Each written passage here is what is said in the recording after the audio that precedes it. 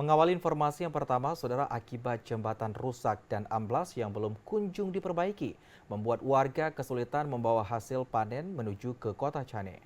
Rusaknya jembatan tersebut akibat banjir yang melanda Aceh Tenggara 2 minggu yang lalu. Sejumlah warga Kecamatan Darul Hasanah saat ini kesulitan membawa hasil panen mereka untuk menuju ke kota Cane.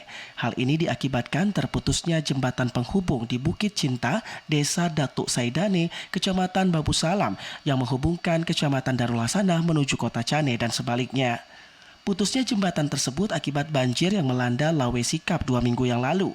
Selain jembatan putus, sejumlah titik di berbagai area Bukit Cinta sempat ditutupi oleh material longsor, namun saat ini sedang dalam proses pembersihan. Salah seorang warga, Piah, menyampaikan kejadian amblas dan rusaknya jembatan tersebut terjadi sekitar 2 minggu yang lalu, sehingga membuat warga sekitar kesulitan untuk pergi ke kota Cane maupun ke Kecamatan Darul Hasanah.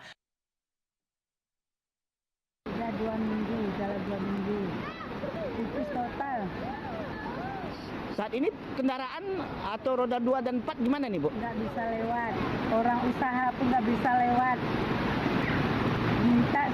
Minta supaya cepat diperbaiki dan cepat kami bisa usaha.